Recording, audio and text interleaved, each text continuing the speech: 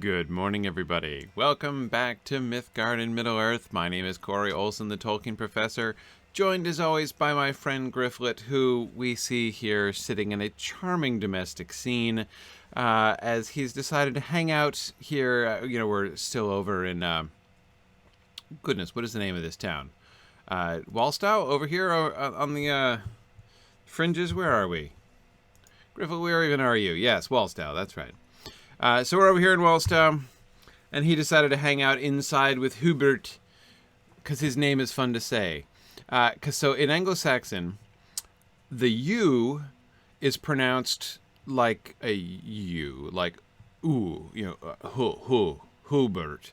But the Y is not pronounced like a Y, and it's not pronounced as we do in modern English, like a short I or a long I. It's pronounced E. That delightful vowel sound that we don't really do in modern English anymore. So you've got Hubert, Hubert. And I can't even think of a name that's more fun to say than Hubert. So I could, anyway, Gryfflet came into this house and accepted Hubert and his wife's his unnamed wife, I'd say, right? She doesn't have a name, does she? No, she does not. To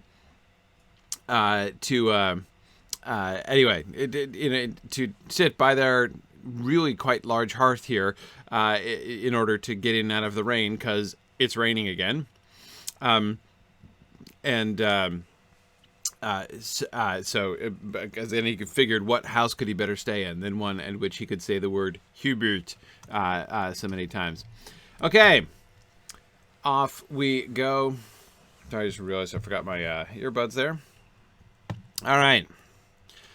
Gryfflet has some work to do. We're going to try to finish our work in Wallstow, and therefore in the Sutcrofts, and therefore in Eastern Rohan almost entirely. Only the capstone project of Hytbold left. But anyway, oh yes, we've got, I was supposed to signal riders to the barricades, and my close friend over here has something else here. Let's see. Oh, hang on.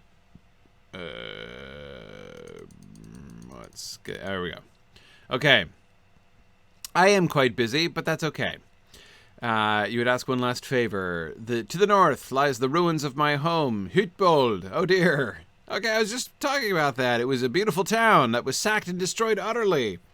I, like so many others, fled in terror as our home burned. As I ran, I dropped a precious pendant, an heirloom of my line that had persisted from the days of Eorl. Knowing the nature of those detestable creatures, I would assume they shattered it along with everything else, yet I have hope that it remains. If you would travel to the north, near the remains of Hytbold, and see if my pendant still remains. Okay.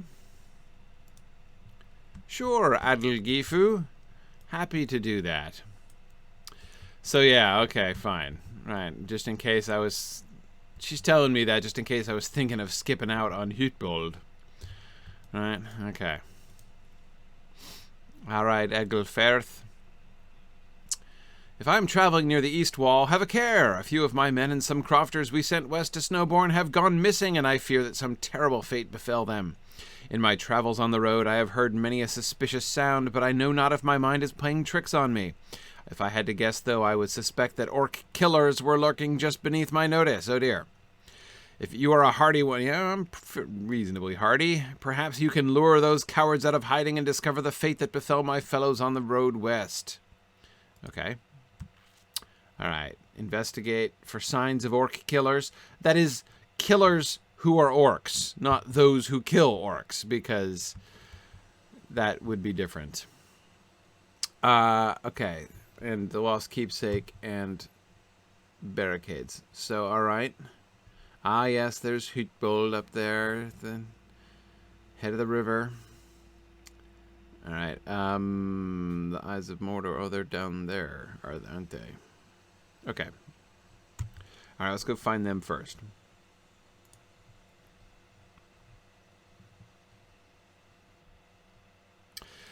Yeah, I guess it is like killer whales. Yeah, I think that's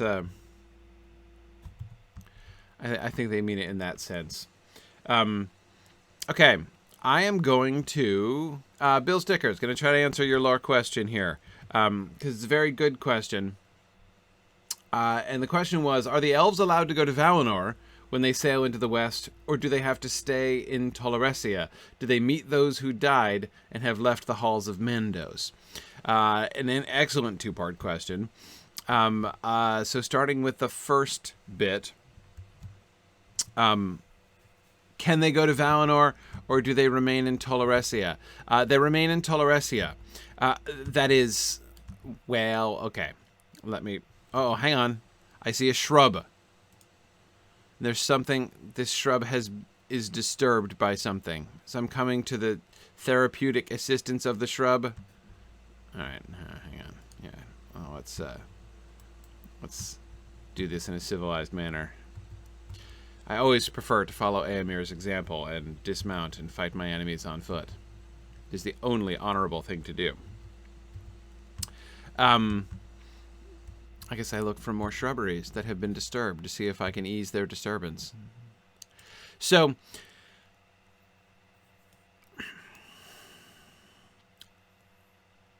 Tolkien does not talk about this as much in his later writings. It was a primary feature of his early writings. That is, Tolaresia in particular, and the status of Tolaresia as the, you know, the sort of the Lost Isle, you know. Oh, seriously? But that Defiler just had to come over here right next to the killer that I'm trying to lure out of hiding?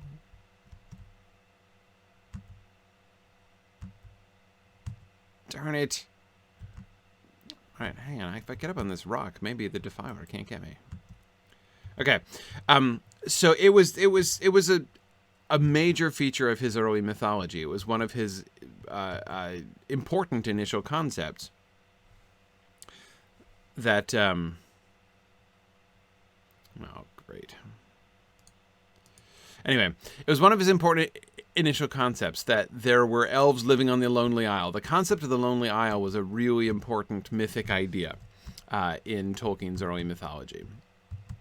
That there's this place where the last of the elves live, and it's the only part that is still like kind of connected a little bit to the human world, so it's possible to still interact with them.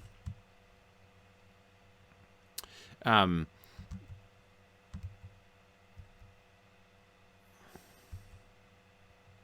we go. Honestly.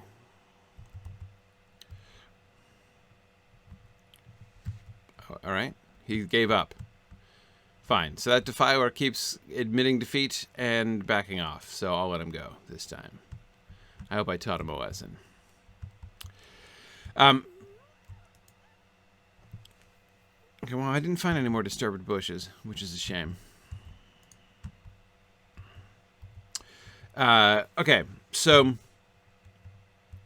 as I say, that was an important element of his mythology, that there exists this isle where the last of the exiled elves live, and he retained the idea of Tolaresia in his even in the later mythology. The way that it got kind of worked out together is that the Noldor, of course, who left Middle-earth, right? And who left Middle-earth and who... okay, I think I can mount back up again here. In rebellion against the Valar, they were pardoned. They were allowed to come back to Tolaresia, though. So they're still living in Tolaresia. So they've been, like, mostly pardoned. They've not been allowed to come back to Valinor. They remain in Tolaresia as a... not exactly necessarily as a punishment, but, like, as a consequence, exactly, of their... Like, they can't really return to Valinor. So that's an element of the story, which still remains in the later version. And it seems fairly clear that that kind of remained in force. But here's the tricky part. Does it necessarily mean that only... Does it necessarily mean that there are no elves that can return to Valinor? What about those who are not of the Noldor? What about the Teleri, like the Grey Elves and the Sylvan Elves who seek the Havens? Right? We know that that happens. We know that Legolas has the impulse to go to the Havens. Right? He's never been to Valinor. He's not one of the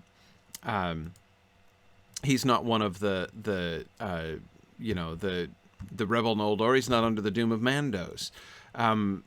So does he remain as well in Tolaresia? Like, he can't go back to Valinor? Nobody can go back to Valinor?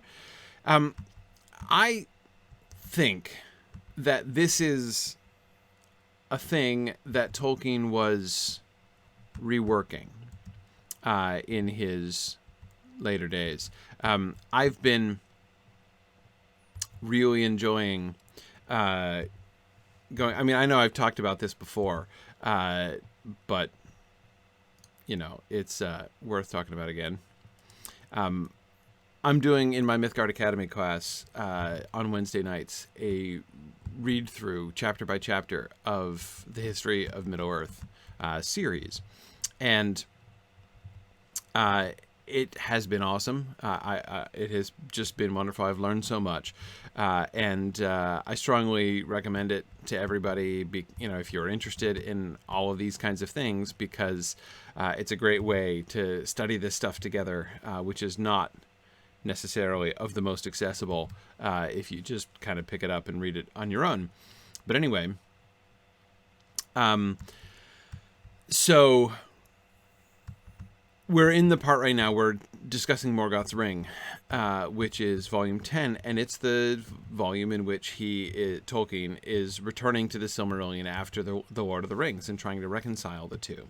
And the primary thing that we can see during this time in the post-Lord of the Rings world is he's trying to work out, and I think that most people, when they're asking Tolkien questions, when they're asking lore questions, that's kind of what they're asking about, that is, they're sort of assuming the Lord of the Rings world, right?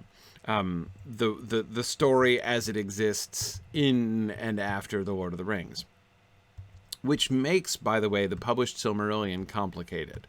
Complicated in two ways. Complicated both because it was published so far after the Lord of the Rings, and so was unknown at the time of the Lord of the Rings, but complicated also by the fact that a lot of the Silmarillion was written before the Lord of the Rings, and so therefore doesn't really reflect a lot of the world building that he did during the course of writing the Lord of the Rings. So anyway, as I say, it's complicated. And one of the things that he was doing most, one of the things that really primarily marks this period, this post Lord of the Rings Silmarillion period, is reconciling some of the philosophical challenges, right? Making sure that the thing makes sense, not just in sort of a vague mythic way. Because exactly the questions that I see some of you asking, like Phil, you were asking, how big is Tolaresia anyway? How many elves live there? See, that's a question that would never have been asked in the early mythology. When Tolkien was first writing his mythological stories, his original legendarium, that's exactly the kind of question that he didn't ask. Like, he wasn't really interested in that kind of question. He was interested in myths. He was interested in what was important was the concept of the I almost said the Forbidden Isle. That's not quite right. The Lonely Isle, right? Where the exiled elves are living out their continuing existence. Oh, look, here we are. Up by Nenhithoil again. Anyway, he was interested in the mythic concept, and he didn't ask questions like that because he wasn't writing that kind of story. He was writing mythology. He was not writing the kind of historic romance, the kind of something more like a novel, as he was writing in The Lord of the Rings. So when he comes back to it, when he comes back to the Silmarillion, that is. Uh-oh. Oh, no. Starts which quest? Oh, I've got to do a mounted enemies quest. I saw the ring on him, and I was hoping it was just the same one for the other orcs. Oh, well. All right, let's do this, Mr. Whoever you are. Bone Snapper? Okay. Anyway, so yes, as I say, in the early days, he never was asking questions like how many elves could live there, what exactly is like the square footage of Tolaresia, and how many elves per square feet can there really be, and all those kinds of things. He wasn't interested in that question. So I think as he begins to get towards in this later period where he's asking these questions, the desire to simply maintain the mythic concept of Tolaresia and simply blithely and slightly simplistically, as it were, say, oh yeah, all the elves, when they return into the West by ship, they all just go to Tolaresia, right? And he would really worry about things like, well, hang on, does that even make sense? I mean, why should they go to Tolaresia? It's one thing for the Noldor to go there, right? That's like the deal. That's like part of their, parole package. But what about these Sylvan elves who never did this, right? Should they all go there? Do they stay in Tolaresia forever? Do they? So, and he never totally finalized any of those questions. So, I personally, as a Tolkien fan, kind of feel a certain degree of freedom to imagine my own answer to these questions, and this is kind of what I do in some ways with a bunch of things that questions that I know that Tolkien was asking, but which he never clearly, certainly, and definitively answered, right? So what are we supposed to do with those things? Well, for myself, I like to think about what are like some of the best answers to these questions. What are, oh man, they didn't even count those guys. Arrgh. Does this dude count? Okay, yeah, he does. Oh my goodness, JJ, yeah. He's thinking much more carefully through the metaphysics and the theological implications of stuff later on, absolutely. Which is one... Yeah, absolutely. That was a major interest of his. All right, come over here, would you please?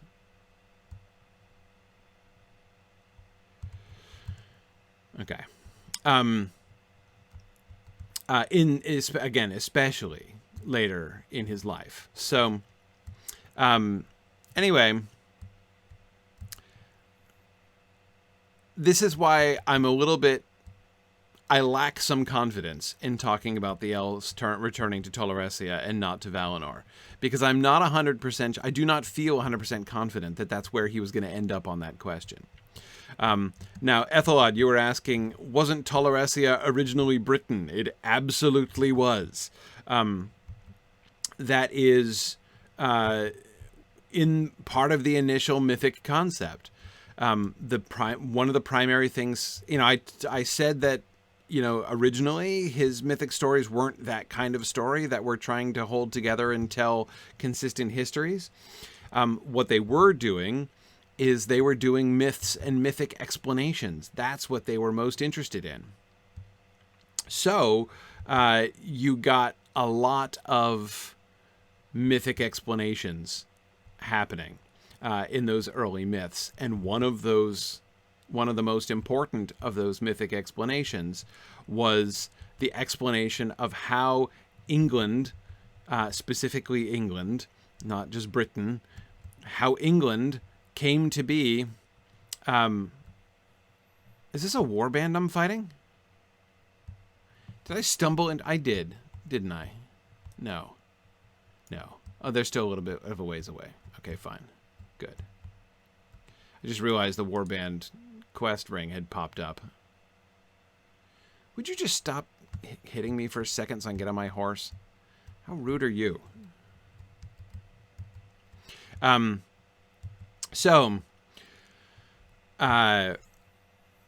Yeah, like, fair play. I would dismount and fight you on foot, so, like, back off and let me get on horseback.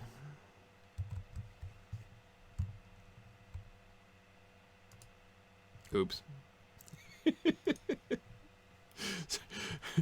As you can tell, multitasking, not really my biggest strength.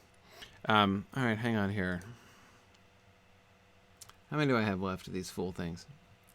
2 more. All right, Gryfflet, you heal up for a second. So the initial idea was that England was Tolaresia.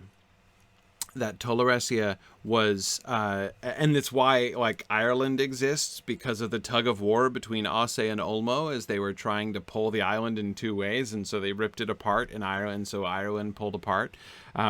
So that, by the way, you see the mythic origin of Ireland. Like, Ireland exists because of strife and contest and pulling the island in 2 different directions, right? It's this, like, quasi-allegorical origin myth of Ireland, right? And all the snakes fell off. Yeah, something like that. Anyway, yeah, let's see. A band of wargs? Huh, a band of wargs. I could do that. That might be fun. All right, we got another bone snapper who wants to play here. Now that Gryfflet's feeling better. It's a warg band, exactly. I like warg bands.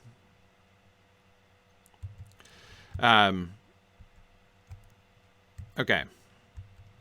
So originally Tolaresia was England. And that's why there are so many of the so many memories of the elves in various places in England, because this is the very country that they came to. It was the very country that they came to after fleeing from the rest of the Great Lands, and it was then dragged close to the Great Lands. But that's why England is separated by the Channel, because originally it was across the sea and got towed over here. Anyway, so that's the kind of story that he was telling at first. And then when he decided to fit, then it was the fault of the Lord of the Rings, basically, that he changed those concepts. Not just because he was, he had to make it consistent with the stories that he had already told in the Lord of the Rings. That was, of course, part of it. But it was more importantly that it was now a different kind of story. Okay.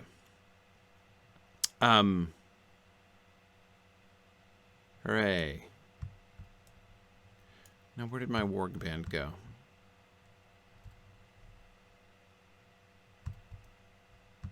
There we are. Hey, Bogud.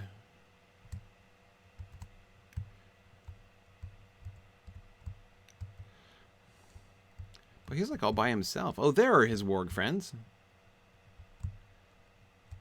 Whoa, they dismounted me in a hustle. Yikes. Wow, that was cool. All right, fine. I'll leave you alone. He did have a lot of health, it turns out. Yeah.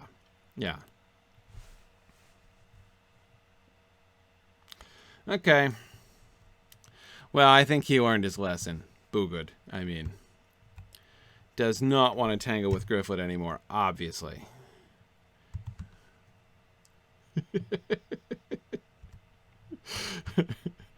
Yeah, Boogad was mean. Okay. Oh, there we are. There we go. All right, so I'm going up to Hytbold. Where's my... I didn't find the keepsake there, did I? No, I didn't. Okay. All right, I'll leave Boogad alone. Yeah, he was pretty huge, turns out. Oh, look, it's Cramp again. I'm not interested in Cramp. This guy is stalking me. It's creepy. Okay.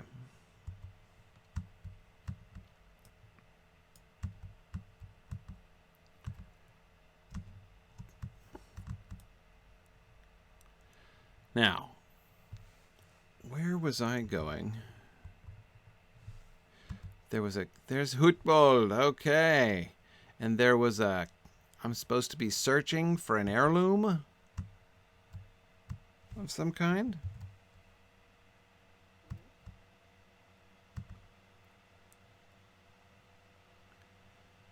And I think I'm still in combat mode. Let's see. Okay, hang on a second, because I lost my little quest ring for it.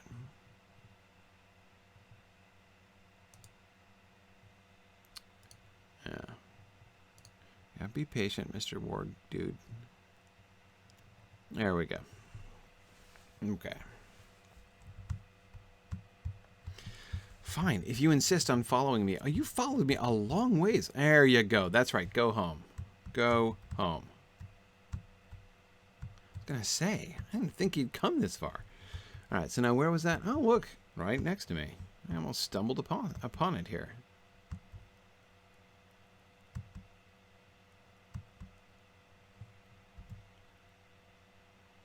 There it is, the keepsake. A quest clearly designed to tempt me near Hytbold. I wouldn't call this amidst the ruins. This is more within sight of the ruins. Cramp, I'm not into you. I'm sorry, I am not into you. No means no.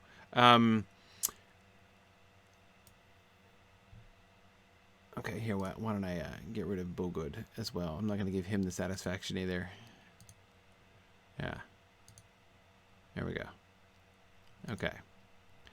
All right, now I think I can return back to Wallstow. Okay. So, Bill Stickers, after a lot of rambling about Toleresia, the answer is I don't know, as is so often the case. But your other question, do they meet those who died and have left the halls of Mandos? They could do.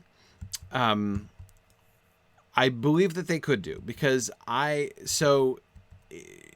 elves who leave the halls of Mandos have to get a new body, and this is one of the things we were just talking about on Wednesday. And this is a fun story. At the very beginning, when Tolkien was first envisioning his Elvish mythology, back in the Book of Lost Tales period, the 19-teens. So when he was first trying to sort of answer the question for himself about what does it mean for the elves to be immortal, right? What does that immortality look like, and how does that sort of work itself out, right? One of the very first things that he was theorizing was that there's like the conservation of the number of elves, right? There's only a certain number of elves in the world. They exist with so like when the elves awoke by Cuiviénen, all of the elves awoke, like every elf that ever was going to be, because there's not a continual growth population growth among the elves, because they're the thing about their immortality, like what their immortality is that their lives are coterminous with the lives of the world, right? So when they are born, all of their souls will endure until the end of the world. So you're not just going to like create an infinite number of other elves, right? So there's this like continual recycling. Exactly, Mikan says, but they have children. No, yes, they do. So who are their children? Answer, dead elves, right? So when an elf dies, when its body dies, its spirit doesn't die and it's still in the world. Doesn't leave and go somewhere else. It stays in the world, right? Goes to the halls of Mandos, to the halls of waiting, enters a purgatorial process, and then boom, back into a new baby. Right? So we have the law of the conservation of fairy. Exactly, JJ. So when elves have babies, right? They like, you know, their baby, you know, comes into the world and they're like, you know, the Elvish midwife is like, congratulations, it's grandpa, right? That's the...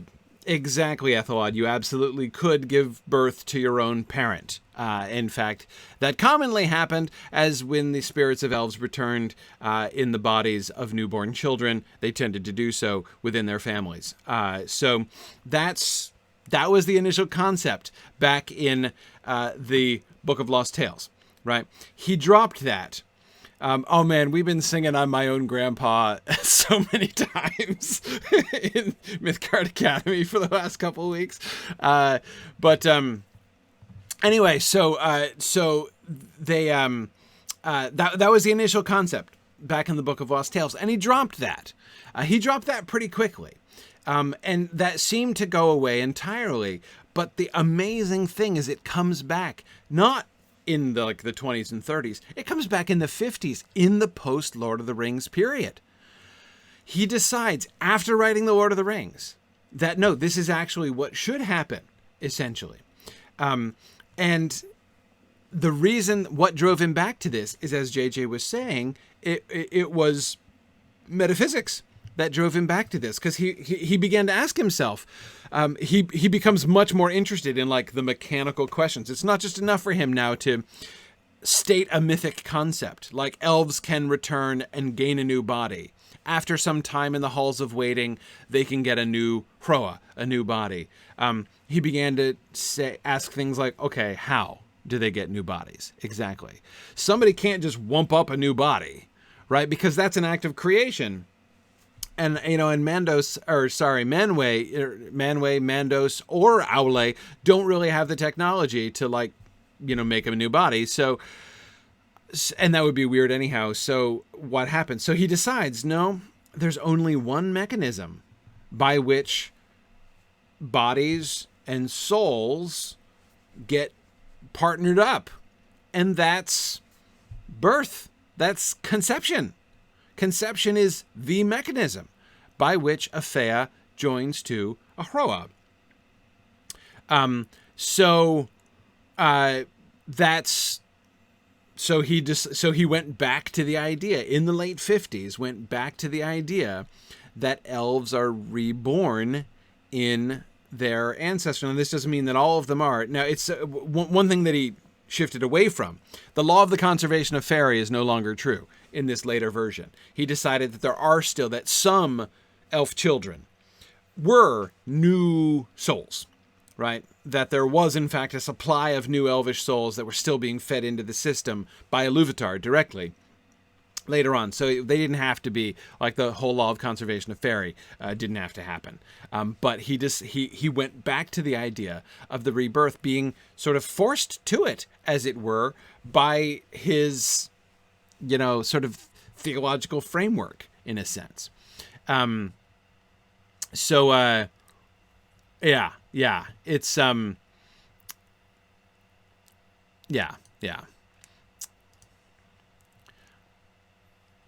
Very, very fascinating stuff that we've been looking at in Morgoth's Ring lately. Okay, yeah, the shameless, or the killers, yeah, got rid of the killers. That's right, they're gonna have trouble waiting for them. Okay, very good. Let's see, I've got a present for you. Are you gonna hug me now? I bet you are. Adel Gifu. Don't worry. My only reward will just be... See, you'll be a little bit less uncomfortable hugging me now? Okay, now I just got to talk to Winsig. I think maybe I'm done in Wallstow? Maybe?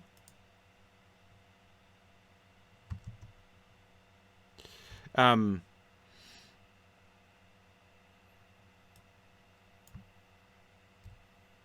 there, Winsig. Any orc that will no longer threaten my people brings me great joy. Oh, yeah, no problem. Killed a bunch of orcs. Okay. You have aided us beyond what I could have ever imagined. Wallstow will still have many fights ahead of it, but the orcs no longer lurk just outside our borders. The time has come for you to return to Fastred. Hooray! I am sure that Snowbourn faces new threats in your absence, and there will be much for you to do upon your return. Oh boy, I thought it was done over there. Okay. No problem. Thank you, Winsig.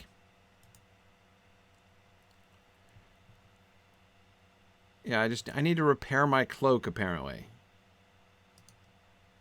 There we go. All right.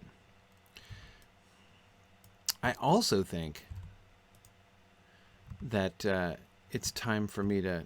Oh, look, there's another shield maiden. I didn't even notice her because she was standing with her back to me as I was walking across here, but... Yep. There we are. Standing there in armor. Okay. No problem. No problem. Still have lots of hope of finishing the Sutcrofts today. That was my goal for today. Oh, look at this. Oh, it's clearing up. Oh, good. Maybe Gryfflet will get some sunshine today. That'll be lovely. All right. I'm just going to run up to the stable master up here. So, in answer to the question, continuing, Bill Stickers, to answer your question, do they meet those who died and left the halls of Mandos? Those who have left the halls of Mandos and done so by rebirth are able to return among the people. I think that they would be in Valinor, that is, the elves who returned, and I think they could visit Tolaresia. I don't think there's any reason you can't visit Tolaresia from Valinor, even if you can't return from Valinor to Tolaresia. So I would think that they could, in fact, visit and stuff. I think that would be fine. Yeah, now... Right. Some of you are asking, where did the bodies of the Astari come from? An excellent, excellent question. Because it really does seem like those were constructed for them. Like as maybe you don't need conception and gestation after all to do this process, but maybe you do with the children of Iluvatar. Maybe it was a special case because... you know, the Fea, the spirits that were being, you know, plugged in to these bodies were not children of Iluvatar spirits, but were Maiar. So, yeah. Okay, back to Fastred. All right, took care of things in Wallstow, Fastred. Yes, Wallstow stands strong. Many peculiar things have occurred since you left us. The traitor has been left to rot in our prison. Wait, which traitor? Not Gisling. Oh, dear. The traitor has been sent to prison. He will be hungry by now, so you should feed him rations through the wall of his cell. You've got nobody doing that? Perhaps by the time he has eaten, I will be willing to look him in the face again. Go before starvation grants him the freedom he so little deserves? Oh, man. Okay. Oh, man. You locked up Gisling? He didn't do it. He didn't do it. Marielle says, dare we raise the issue of Melian and her body? Nope. No, we don't. I was looking over to see if Sigurd was still over there, and he is. Okay, so hang on, I gotta find where's the big house in here? Where's the joint? No, it's up here. Okay. Yeah, so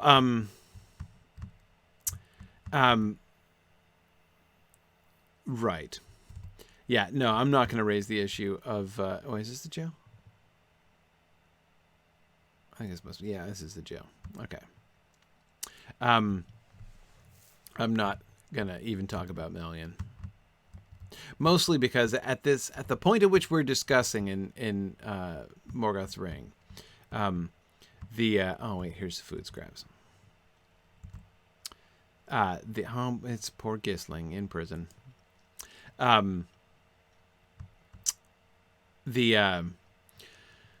the point that we're discussing in Morgoth's Ring, one of the primary dynamics that we've been looking at as we've been reading through is that there are times when there are still some real conflicts between the systematizing ideas that Tolkien is trying to work through his story to make it consistent with the world of the Lord of the Rings. There's some conflicts between that systematizing and some of his early myths, right? Some of the really powerful early stories. And Mariel, Beren and Luthien is high on that list, right? So he is not willing to budge on the Luthien story, on the Luthien's origin story. And yet it's a little bit of a problem, and he hasn't explained it. At least not at the point that we're at in our discussions there. Okay, by the king, I never thought I would see you again. Hey, no worries, I'm here for you. After you departed for Wallstow, Fastred's men dragged me here. I know he worries for the safety of his people and family, but surely he cannot believe I would work against him. Fastred will not hear my words. Of this I am certain. You must warn him. Before I was sent here, I noticed trees outside Snowbourn being marked by the enemy. I fear they intend to attack Snowbourn directly and soon. Okay. Marking trees? All right.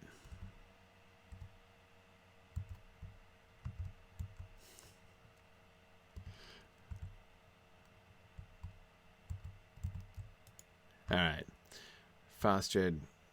Gonna help Fastred see sense, though. Boy, does that seem like a lost cause. Hi there, my shield maiden friend, who introduced me to the shield maiden dynamic of... Oh, it's Sigurd. Huh. Here he is.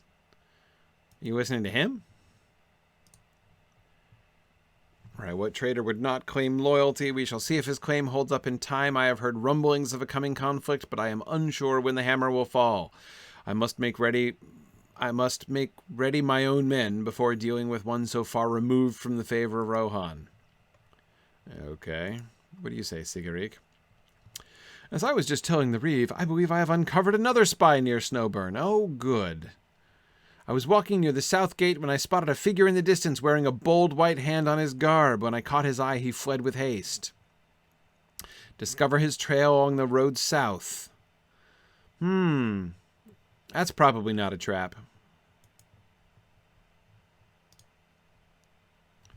How do I know that Gisling is not just sending us on a wild hunt for naught? I care for Snowbourn, and that is the sole reason I will even acknowledge his request. Search outside Snowbourn if the enemy has been marking the trees near our weakest walls as he claims, and boy, there are some weak walls, Fastred, gotta tell ya. I can walk straight through them. We will be able to prepare for whatever may come. In the meantime, I will speak with the traitor. Oh, you mean... I gotta tell ya, I kind of suspect Sigurd right here, guys. But, alright. Alright, Apukjik says, why are there no female orcs? There are female orcs. Female orcs all over the place. My suspicion, there are two possibilities about female orcs. Orcs definitely reproduce sexually. There's no question about that. There are definitely female orcs. The only question is The only question is where they are. One possibility is that female orcs are even more indistinguishable from male orcs than female dwarves are from male dwarves. That is to say, hang on, where am I headed? South of town and over on the other side, hidden in plain sight, down there. Okay. All right, so we're going to go around the whole town again. Great. Anyway, so basically that, half the orc armies are females, right? That their females are just as strong and savage as the males, and so there's no real distinction made at all. That's one very real possibility of the orcs. The other is that the female orcs are kept in like breeding pens back in the homes of the orcs, or the slave pens of the orcs, so that they can be continually breeding new orcs. And they're not let out because their job is to pump out more members of the armies of, Mordor at the fastest rate that is biologically possible. I think that, one of those two things would be, where the answer to the question of where female orcs are. Tolkien never doesn't answer the question. But one of those two things must be true. Okay, let's see. A ragged old man on a cliff overlooking a waterfall to the south of Snowbourn.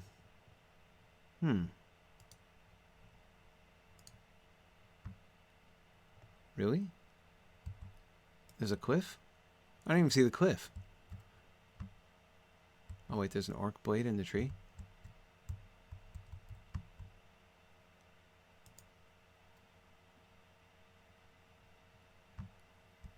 Okay. Oh. Random orc killer.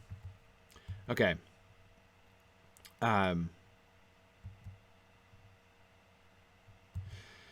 Oh yeah, I'd never really noticed that hologrow that Peter Jackson has apparently anyway depicted some of the orcs as being feminine. That doesn't shock me. Again, it seems to me a perfectly sensible thing, and honestly, of the two options, it seems to me the more likely. Ooh, a ruin. Oh, but it's over across the river. We'll get there someday. Okay, here's the cliff. Oh, no, wait. The dude's up here. Mysterious crofter. Nice waterfall, by the way. Oh, there he is. It's a mysterious wanderer. Okay. Whoa. Two orcs preparing to attack the crofter. He doesn't really look like a crofter. He's glowing.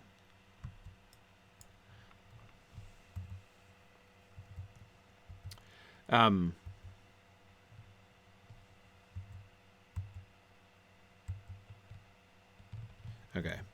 Let's see.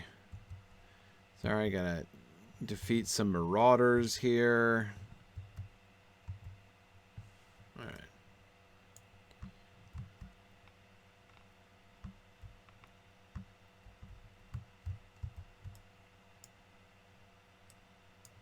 Huh.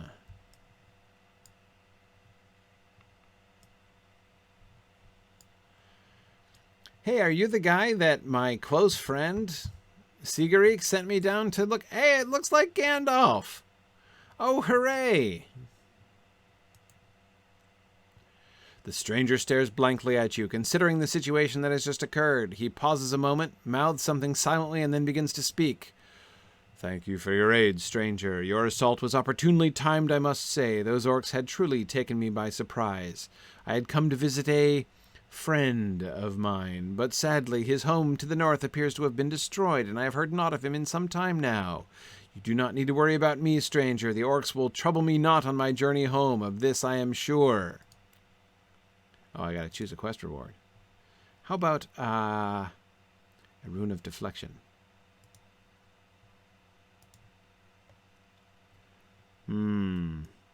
Gosh.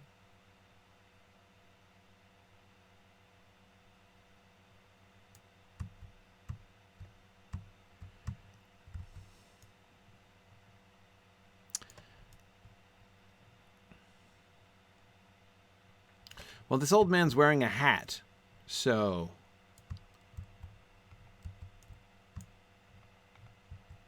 Yeah, all right.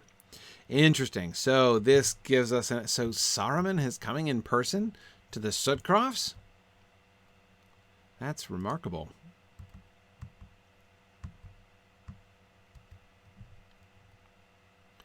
This at least explains Sigurd, right? That he's not just randomly allied himself with Mordor orcs, but is a creature of Saruman. Oh dear. So yeah, his friend with a home in the north has got to be Sigurd, which is of course why Sigurd was not killed by the orcs. What is all the way down here? Another tree? My goodness.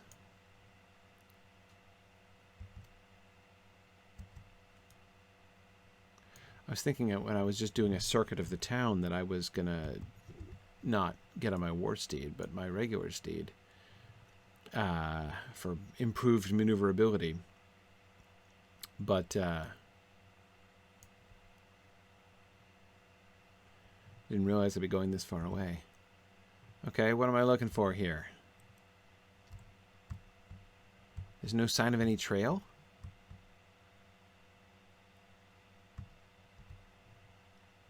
You mean other than that, like, huge orc camp?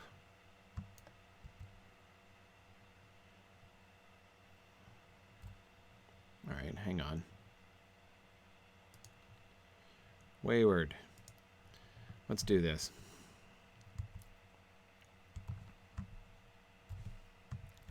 This Wayward can... On Wayward, I can put on my invisible hat. Okay.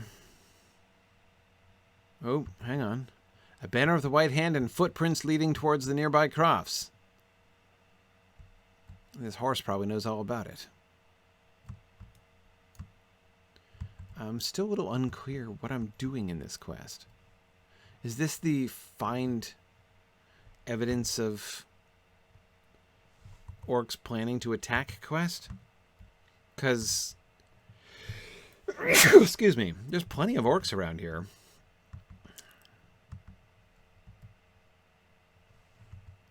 I mean, like there really have been the whole time. This is Sigurd's quest?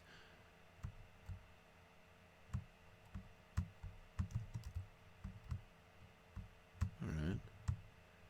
Oh, hang on. No sign of the spy, but I hear rumblings from the barn to the north. Okay. I thought Sigurd's quest was the one that led me to Saruman, who is looking for Sigurd. No?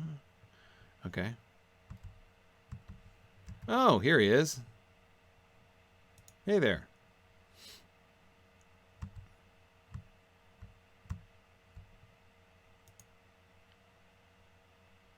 All right, maybe I have to dismount.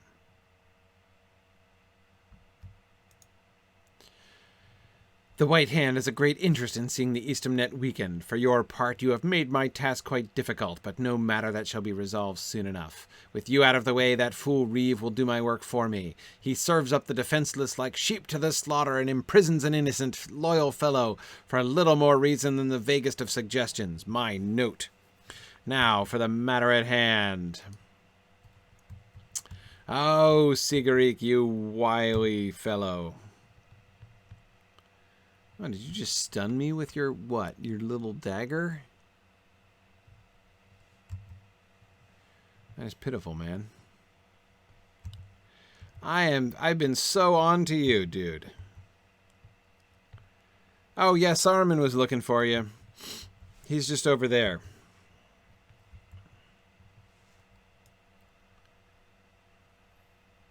You had to meddle in affairs beyond your understanding. What is that?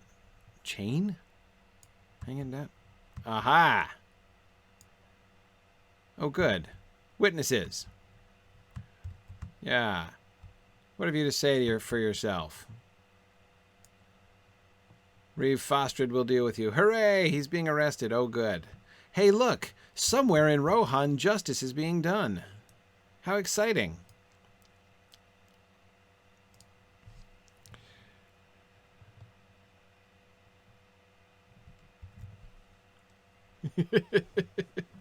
Trill says, is it a massive giveaway that Sigurik's tooltip proclaims that killing him contributes to the Brigand Slayer deed? Yeah, yeah. All right. I gotta go back and find some more, like, swords in trees, I think.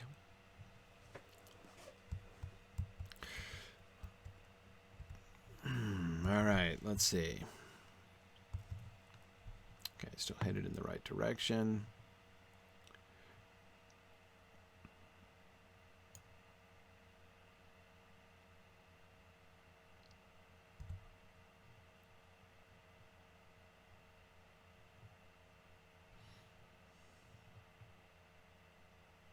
So one interesting thing about the Sigurik plot there is... Oh, there we go. Whoa, I said stop. Wayward.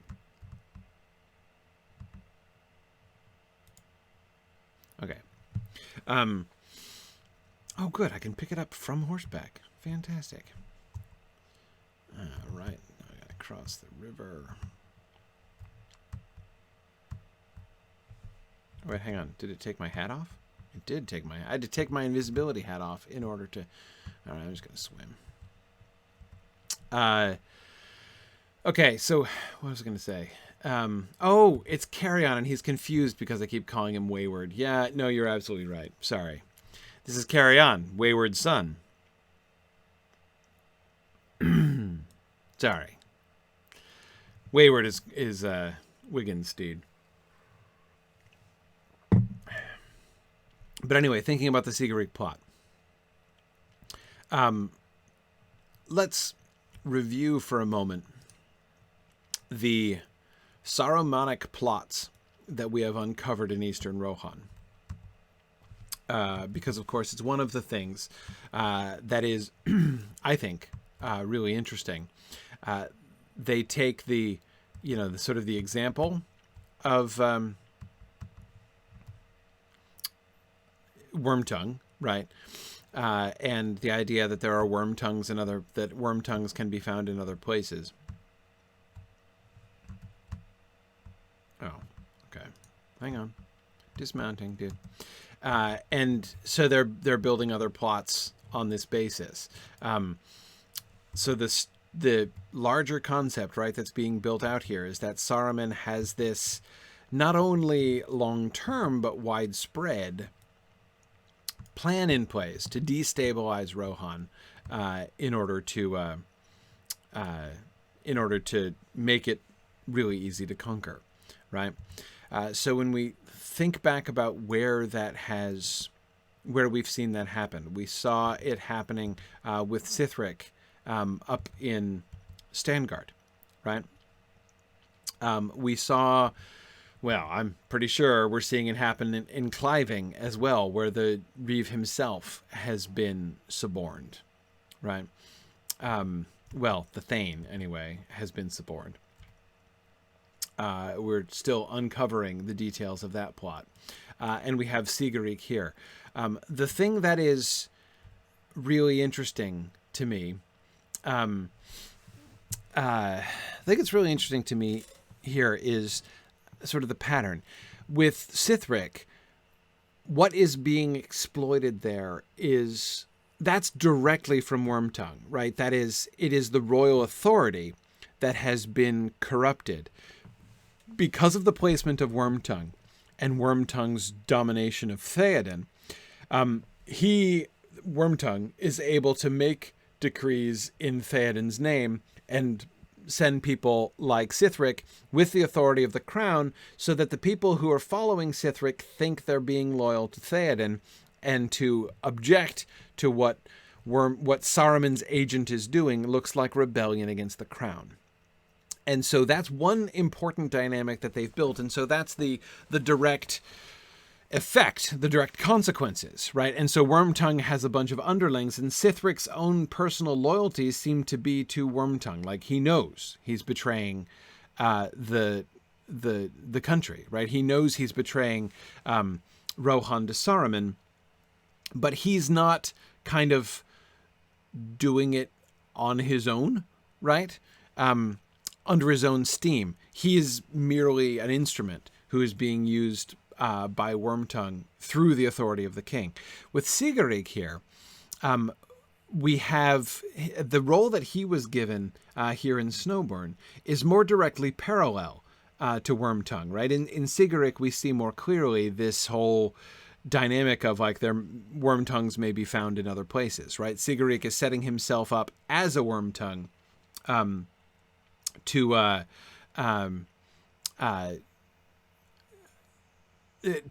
corrupt Fastred, right, and to make Fastred vulnerable. Though it seems that Sigurd's plans here are much cruder, right, much simpler. He was just setting up Snowbourn to get destroyed by an incoming wave of orcs, right, rather than the larger, plot that Wormtongue had going on down there. But here's the thing that interests me most about this. What's the mechanism? One of the really interesting questions about Wormtongue is to what extent is, to put it crudely, does Wormtongue have magic? Is he casting a spell on Theoden? Is that what happens there?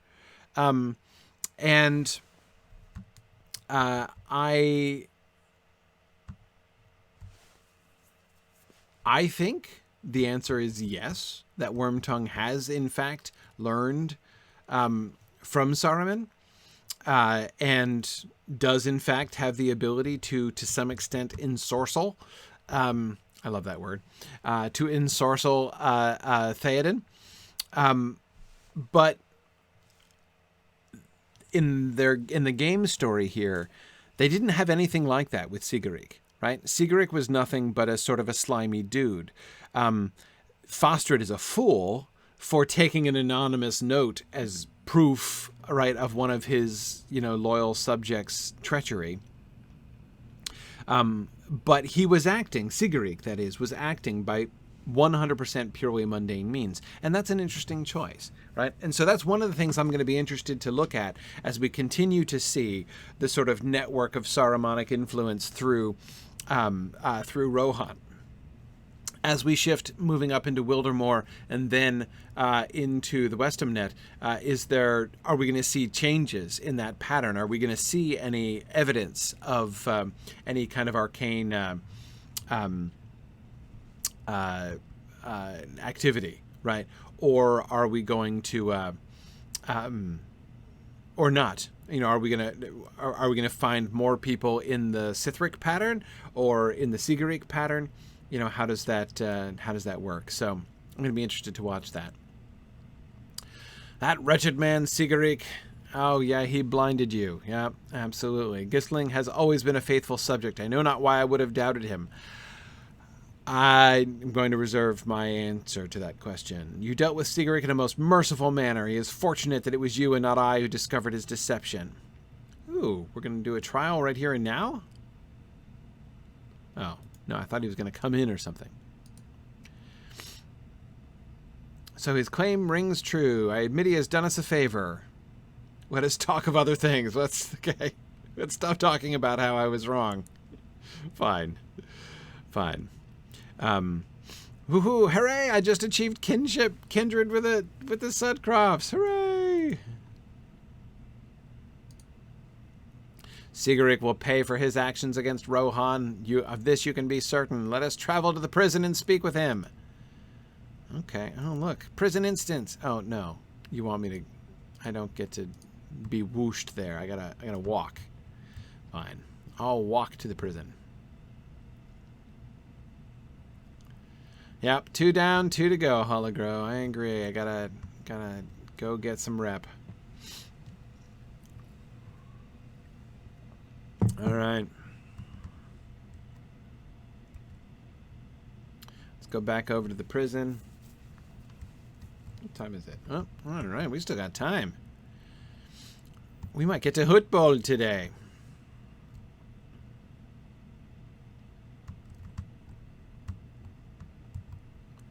Okay, Fastred. Oh, no. Dialogue. All right, I'm not even going to try to keep up with you. Sigurd, you thought you could deceive me so. Did I not? If it were not for your lapdog there, and their stupid dog too, you would have known none the wiser. Been none the wiser? None known the more? Hold your tongue, wretch, or I shall pull it from you. All right, what is it, Fastred? Before all else, I will right the wrong that was done here. Gisling, you are free. For your imprisonment, I am deeply sorry. You will always find Snowbourn a home, and anything you desire will be yours. Gryfflet will let you out of your cell, and then we will deal with this wretch.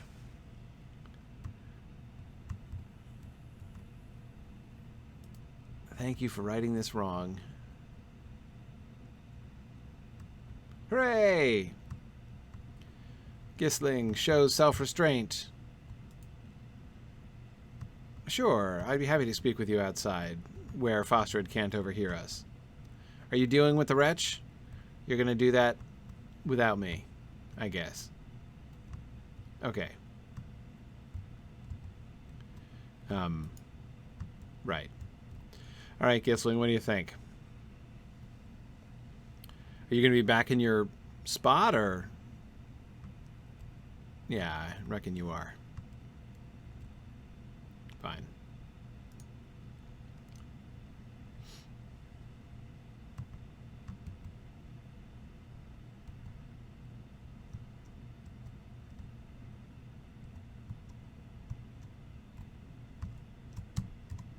I hate it when you can't jump over the stupid fence.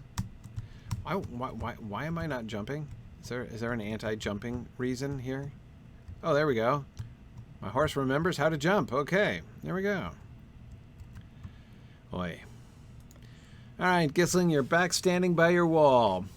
Fastred's wrath is a very dangerous thing, but his heart is in the right place. I say this even with all that I have been through these past few days. Let us now deal with Sigurd. Such a fool cannot be allowed to go without punishment. We were just dealing with him in there. That's where he is. He's in the prison. Don't make me go all the way back there again, are you?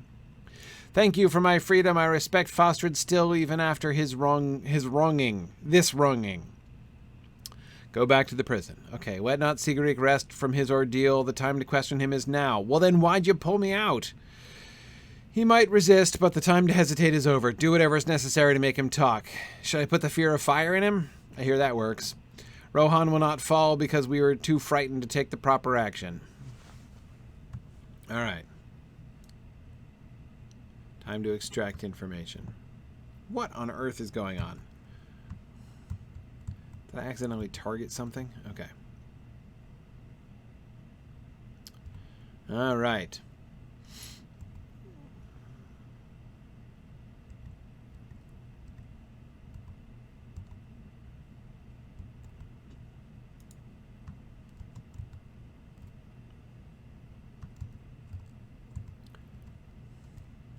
Hi, Sigurd. I meant to torture you or something. He won't say anything. I'm going to stare at him.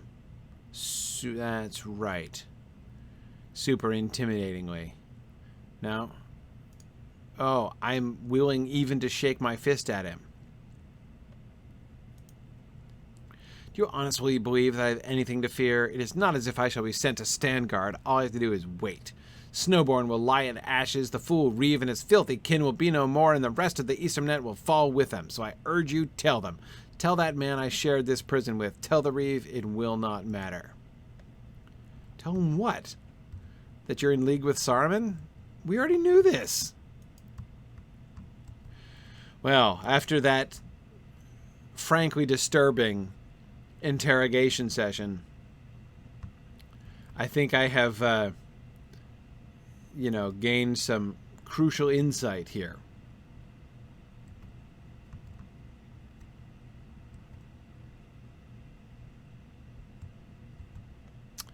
Absolutely. Gisling will be keen to know that which I already knew. I think I broke him, Gisling. Yeah. Yeah. I tried staring, tried shaking my fist. I was going to resort to sticking my tongue out at him next. That arrogant fool. Foster must be told of what? That they might be under attack? This great attack could come at any time. Yet even now the orcs lurk outside the walls. If we can thin their numbers before they... Oh, I'm thinning numbers again. Hunt the orcs and take their weapons. Okay. Let me talk to Fastred first, just in case he's going to send me out to randomly fight more orcs again.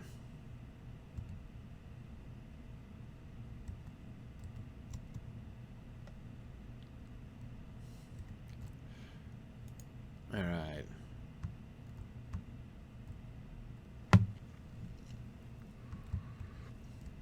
Gisling, you're just stretching out this whole Sutcrofts thing. I was completely done. There we go. He was wise to silence himself in my presence. Such a traitor to my people will never taste freedom again. Oh, well, that'll teach him. Okay, what do you think? Oh, man, 2 quests? Sigurd, the name disgusts me. Does he truly think himself so untouchable? I will correct that mind of his in my own time. In the meantime, I want the people of Snowbourn prepared for battle. We know not the force we face and must make ready for anything. Gather arms and armor from the blacksmith about Snowbourn. Outfit the people and then return to me. We must have everyone involved. Oh, man.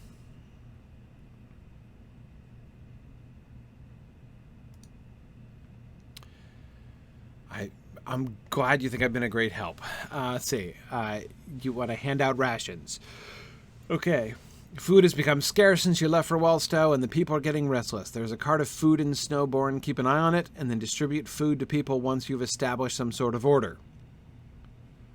Okay, I have to shoo Dudweld away from the food stores with a stern ahem. All right. So there's 3 dudes whom I need to shoo in this quest. This is really... I was so ready to be done. I thought I was finished. And now I'm like running around doing random delivery quests again. But I didn't have a shoeing quest. That's newish.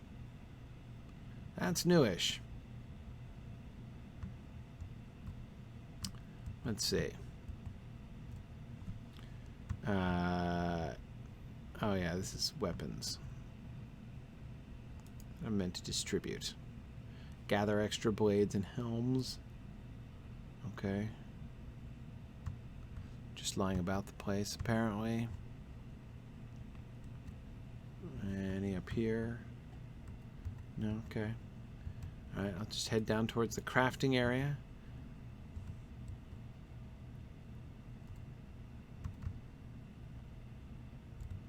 There we go.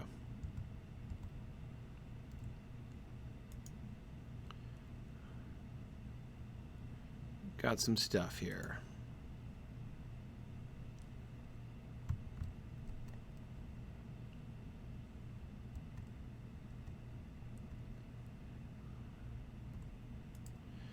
Okay.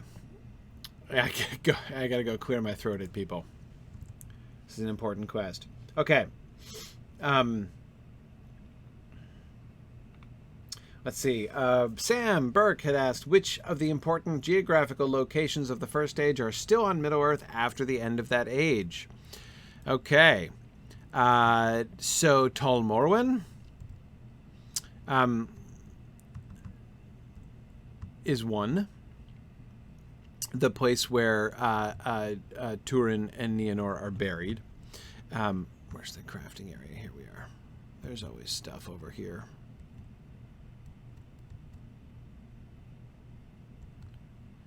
No one has any unattended helmets. Oh yeah, there's one. But where they just leave stuff randomly on fence posts. Untidy. I guess I just have to run around town. How pleasant. Yeah, so Tol Morwen is still an island. Part of Dorthonion remains. Himring remain. So there are a few of the geographically higher points, which are still there as like, sort of like reefs or islands in the sea out there. But those don't have like, oh, wait, it's not over here. This is not the part of town on which things are hanging out on posts, apparently. Oh, no, wait, that's just the tavern. That's why I was distracted by that quest ring. Okay, no, not this way. Getting colder, getting colder. The most interesting one is, of course, not one actually from the first age, but from the second age. That is the Minaltarma, the top of the island of Numenor, which has a much greater mythic significance. Finding the Minaltarma is kind of a bigger deal, and has a higher kind of mythic value. But anyway, so yeah, that's the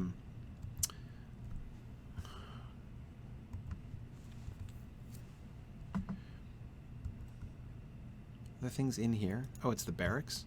There can be more helmets in here. Oh yeah, look at that. There are.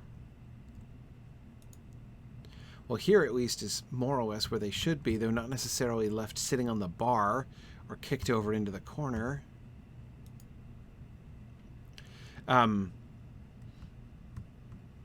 So yes, the only shrine to Eru in the world is the only thing left of Numenor. Yes, exactly. And that's kind of cool. Also, Linden, the whole area of Linden, was part of Beleriand. The one stretch of country over there on the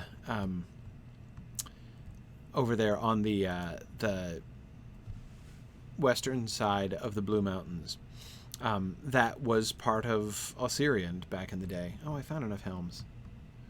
Did I find all the things? Oh yeah, I did. Great. I gotta outfit crofters. Oh, Rodwold. Oh, you're one of the crofters I need to outfit. Great. Yeah, I have a helmet. And a sword, apparently. You guys couldn't have picked them up yourselves? They were sitting right there. Boy, I'm gonna do everything for these people. Don't mind to interrupt your looting, but, under attack, state of emergency. Ah, no. So, Madman Modower, that's a great question. Wasn't the shrine wasn't it desecrated, and didn't Sauron build the blasphemous temple to Morgoth on top of it? No. Yes, but no. That is, in one version of the story, Tolkien did say that. That was I think that was the first idea that he had for that, but he immediately took that back and decided that, so there were like two, well, not exactly two different versions, but two different ideas that he had there. One was that Sauron did in fact do that, did desecrate the shrine and build the temple to Morgoth on the Minaltarma. But then he decided that it was a better story, and I agree with him,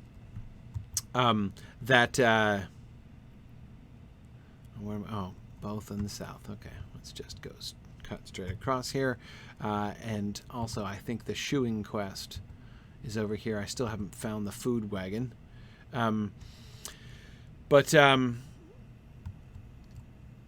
oh, excuse me. Oh, don't hit me with your axe, man. I didn't do it. Where is the wagon? I'm right. Oh, here's the dudes I'm meant to be shoeing.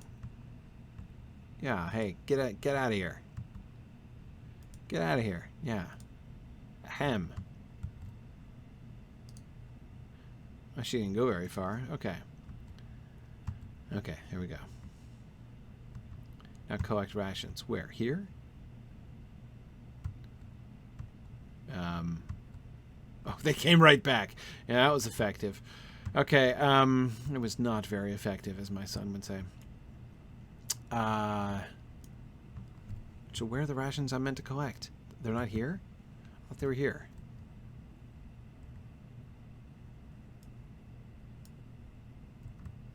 Oh, wait, are they in the kitchen? Probably. Right. Yeah, it's... Well, it's dark because it's midnight, so I think that's the problem.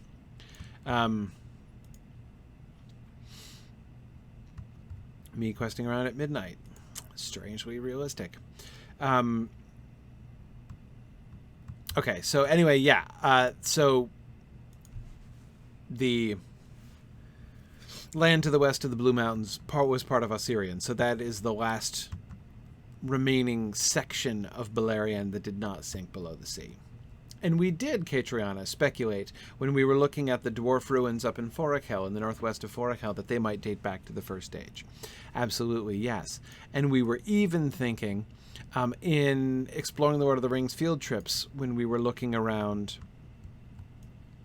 Oh, come on. What do you need rations? Okay. Fastred is a bold leader, but he must allow the people to journey west. Yeah, come on, Fastred. You did not have to be so abrupt before. I know not why Fastred has moved to establish such a strict order. People continue to pour in, but he allows none of us to travel west.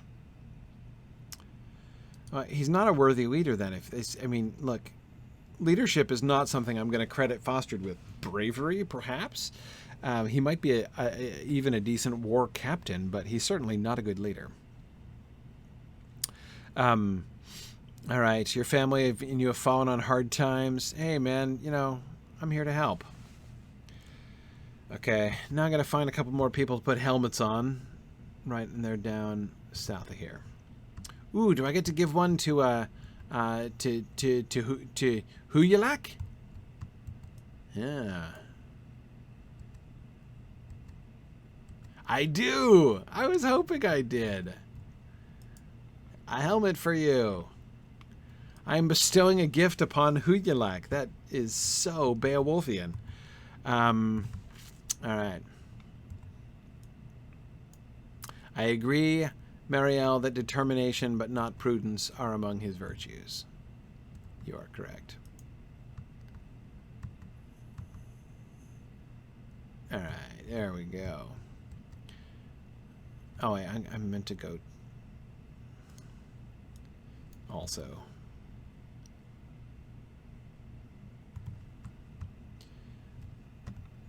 Kill a bunch of orcs. Forgot about that. Right. Bloody-minded recklessness, sure, but not leadership. Exactly. Exactly. All right. Carrion has not forgotten how to leap. All right. So now I'm supposed to be coming out here, and I'm supposed to be killing some more orcs. Where? Oh, good. In the vaguely here direction. Orcs at Worthing, yeah, great. I think I'm going to dismount because there's a bunch of guys I can kill in the fields here from stealth. I'm going to sneak through the high grass. Look, a wild Mordor warrior appears. Okay. Very good. Okay, so I think I was done with the geographical locations question.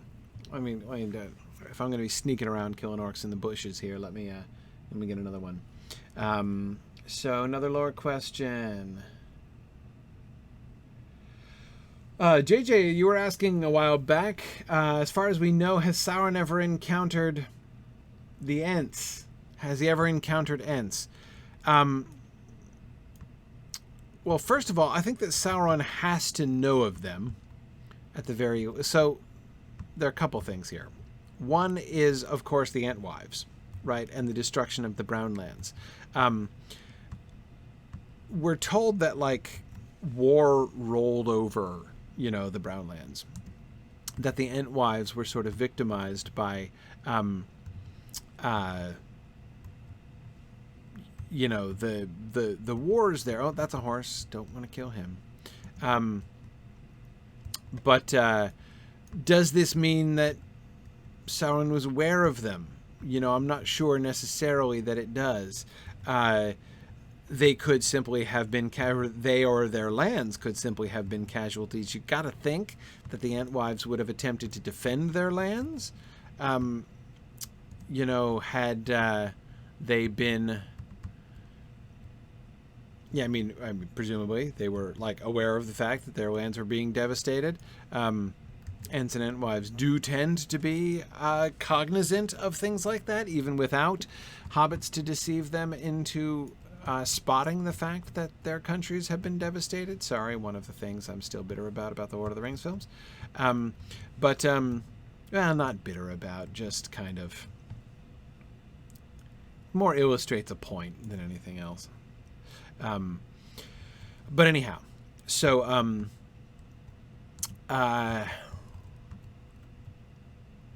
yeah, I would think that Sauron would know of the Ents even from the Elder Days. He would be familiar with. The Ents we know hung out with the Green Elves in Osirian. And I gotta think that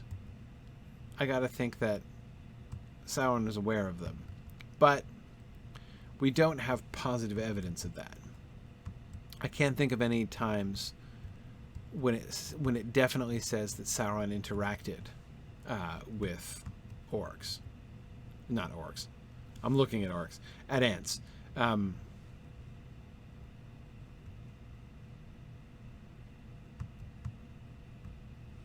there we go.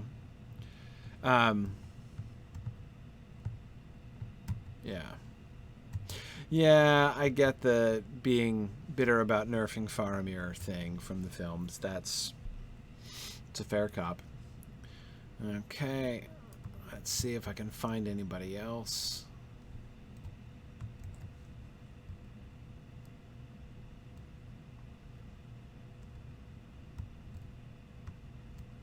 Yeah, so I exactly, Mario. I absolutely cannot imagine that, hey, look, I have thinned the numbers. I can't even find any orcs anymore. I'm still missing one. No, that's honey. Not the same.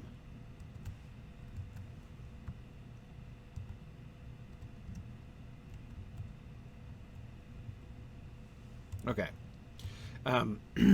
Anyway. Yeah, I can't remember the original context of your question now either, JJ, but... Oh, did I find the weapon? Yes, I did. Excellent. All right. I finished this hopefully last round of quests. Returning to town. Let's see, was he aware of Tom Bombadil? Yes, but he could have no influence over him. Yeah, I gotta think that Sauron's policy concerning the Ents would just be to leave him alone, right? They... I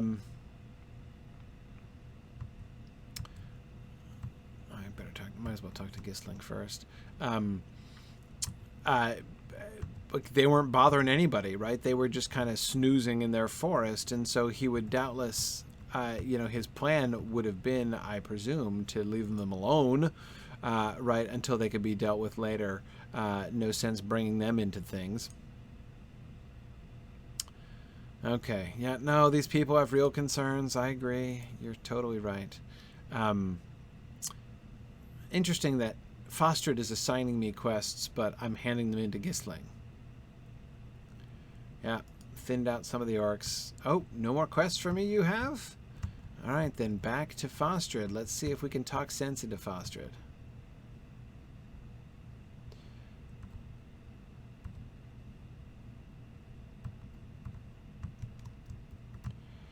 Yeah, so, no, I've just actually been having conversations about the Peter Jackson movies quite a bit this past week, actually, again, for some reason. It's, the pattern I still, for those of you who haven't heard me talk about this, I think the pattern is pretty clear. The Hobbit films pay far closer attention to the text. The Lord of the Rings films, there are a lot of places where they are seriously out of touch with the books. Thinking about their relationship with the books, they're not the best adaptations I've ever. They're not high on my list of like best film adaptations of a book I've seen, but they're awesome movies. They are excellent films. It works really, really well, and many of the things that are most distant from, most alien to the books work very well in the films. Are part of the really excellent story of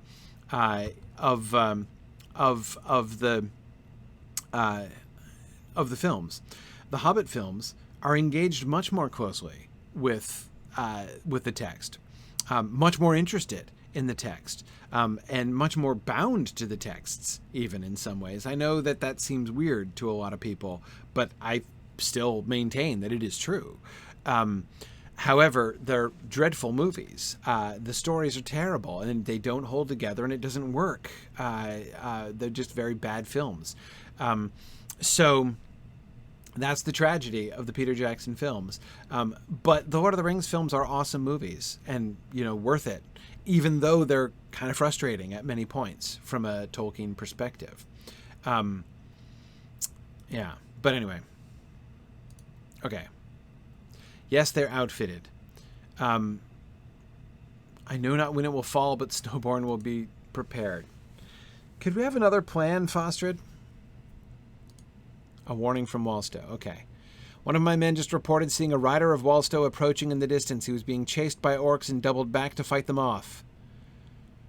Okay. Maybe they're telling you that you should allow your people to evacuate.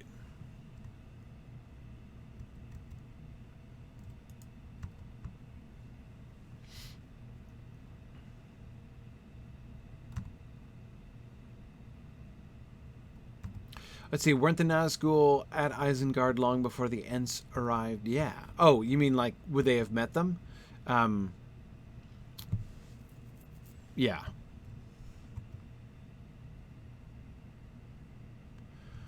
Alright, let's see if we can war steed it out of here.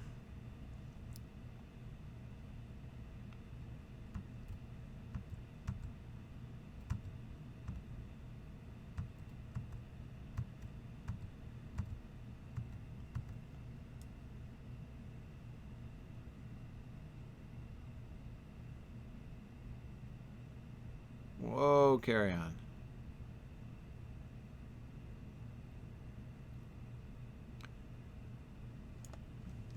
Alright, where am I? I was getting lost in this town. Oh, heading the wrong way, as I suspected.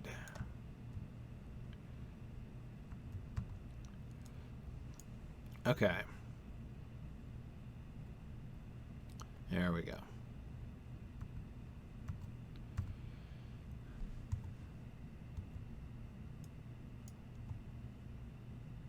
Alright, yep, out this way. What are the chances that this guy is alive? Oh, there's his horse. Okay, maybe it's not his horse. Let's see. Uh-oh. A felled horse and rider in the distance. Oh, dear. It's not good. Oh, there's a slain orc. Oh, no. This is one of the old slain orcs. Wrong distance, maybe.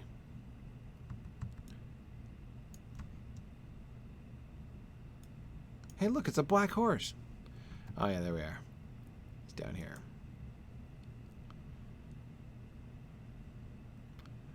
A black horse standing right next to an orc who's not stealing it. Harsh burns mar his armor? Well, that can't be good. Talk to Kunalak?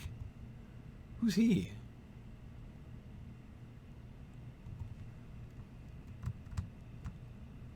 He's the guy outside the front door, isn't he?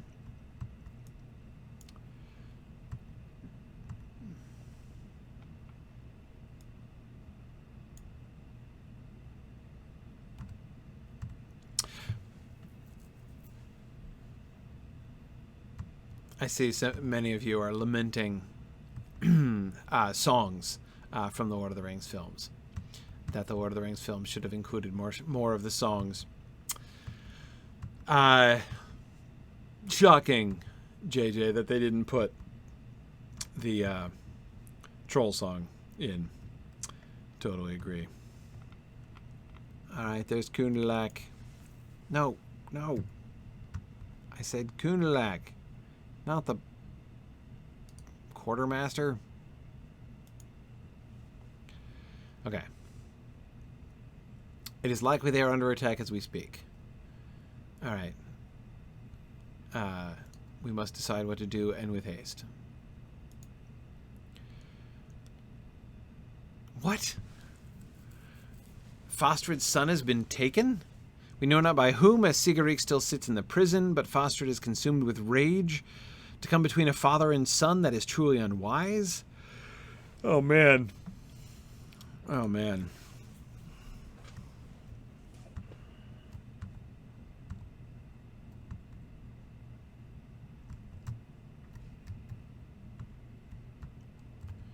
Boy, you know, with this intersection here, his house is really hard to get to on horseback. Okay.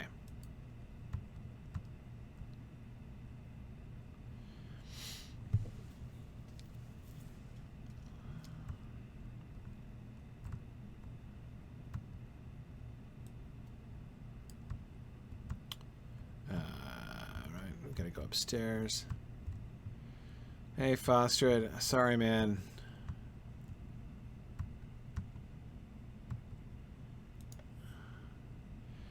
Your only son taken from me under my nose. Elflad claims she had left for but a moment, and upon her return, Fulkred was gone.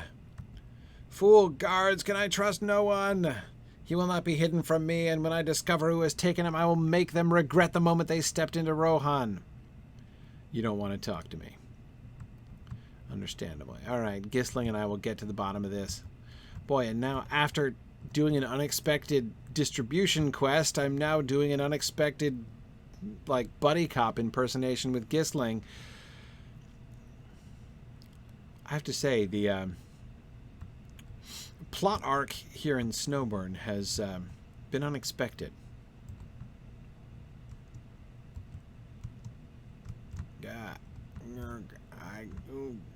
Okay. Boy, I seem to be all jumping challenged today. What is wrong here? Gryfflet's running. There we go. What is that, Gryfflet? Look at that. He's in midair. Whoosh. I'm still falling. Oh, okay. There, he sorted it.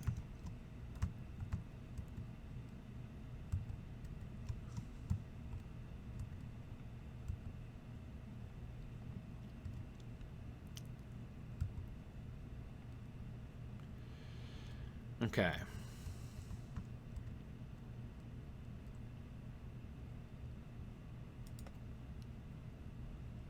Let's see. So Sam says, which of us is the I'm too old for this guy, and which one is the reckless death-defying one? I think that Gryfflet is definitely the reckless death-defying one. Yeah. I think Gisling is the one who's too old for this. Okay, we must aid Wallstow before it is too late. Fastred's grief has consumed him, yet a rider of Wallstow lays dead off the road near Snowbourn. I feel for him, but he risks the lives of all his people by forgetting what foes come for us. Okay, ride to Wallstow. I will. Ooh, are we going to instance it? Let's do it, Gisling.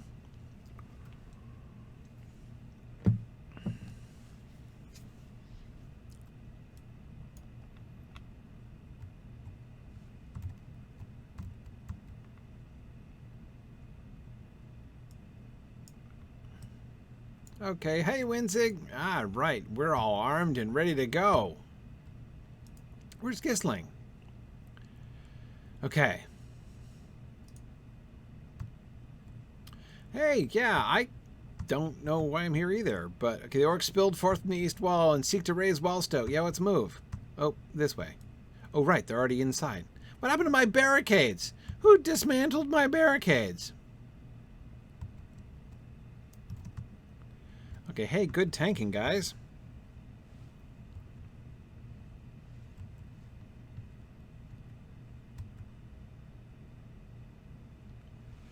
Yeah. Strong work, everybody.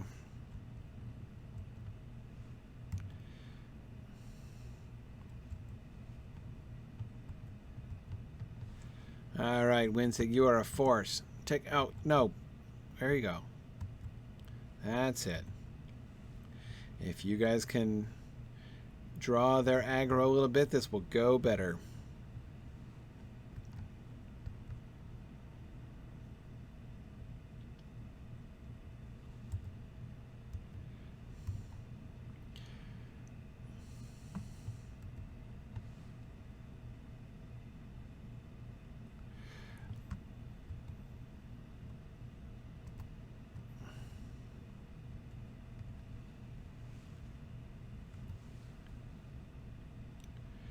The nearby stables burst into flames.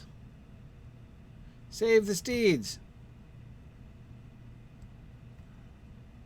Okay. All right, Winsig, what do we... Oh, I see. Oh dear. Looks like it's too late for many of the steeds. I'm a little surprised we're not riding the steeds. Not that I object to not fighting on horseback, but I really expected that this was going to be a battle alongside Gisling on horseback.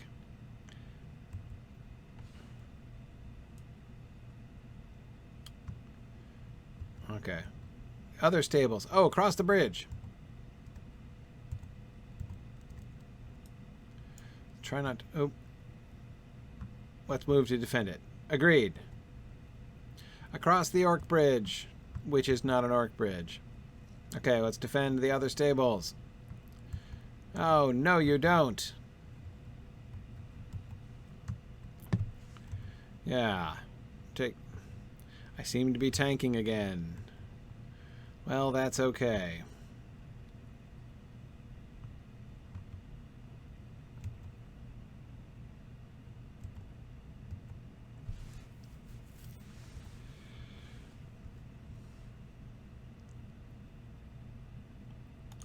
All right, what do you say, Winsig? Oh, there we are. Look at these guys. Yeah. Okay. No, you all follow me. That's fine. Okay.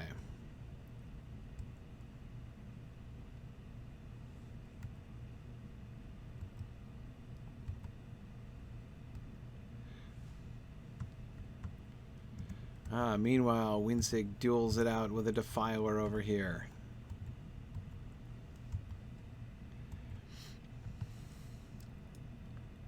Uh-oh, the mead hall.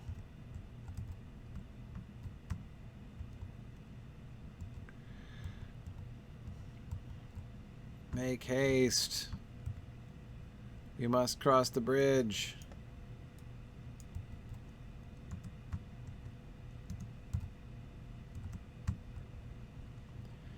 Okay, oh, look, I crossed the bridge. Yeah, Winsig is a brute. She's a 16-year-old girl with lots of morale.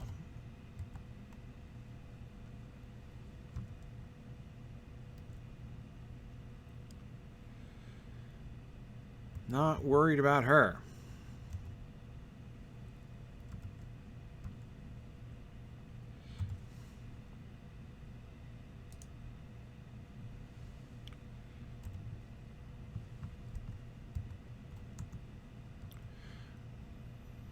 Oh, look, it's the boss.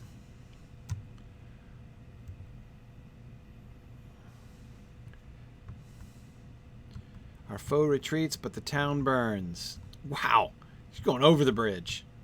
Can't be stopped. Extinguish the flames. Grab the buckets. Let us tend to the wounded and put out the fires. Time and again, your aid has proven invaluable to me and my people. The orcs cannot be allowed any more footholds in the Sutcrofts. To this day, I still mourn Hytbold. That is matter for another time, though. In the wake of such destruction, I must tend to my people. Okay. All right, where am I traveling? Oh, here I am in Wallstow. Great. Okay. Hey, so it looks good. Didn't burn down after all. Excellent. Glad to hear it. Oh, the first assault. That's ominous. The orcs fell upon us with such fervor, but their retreat fills me with grave concern. One of their strongest was slain, aye, but the advantage was still theirs. I must ponder this for a moment. Okay. You ponder. I have weighed the situation, and I believe we are far from safe. The man that you encountered, the one with great power that stalks our lands, surely there is something greater at work here. Wallstow cannot stand against a force so large, even with your aid. I believe the orcs intend to cripple us before turning their gaze to their true target, Snowbourn. Fastred knows not what horrors come for him and his people. That force is innumerable, and if this man is as powerful as you say, the Sutcrofts may fall at the hands of Mordor. Ride for Snowbourn. Okay. We're riding. Okay, I think I should stop here because it's overtime, and there's another instance, and the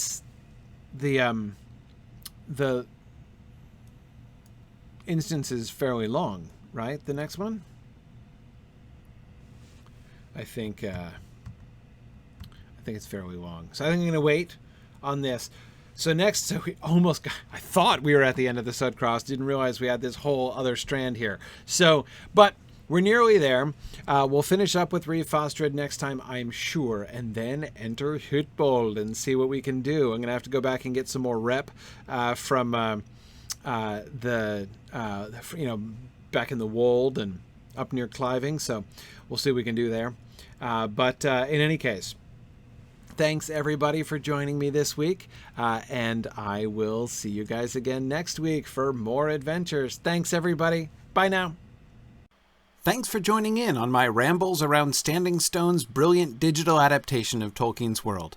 If you enjoy these adventures, please consider supporting this and other entertaining educational programming by donating at signumuniversity.org/fund.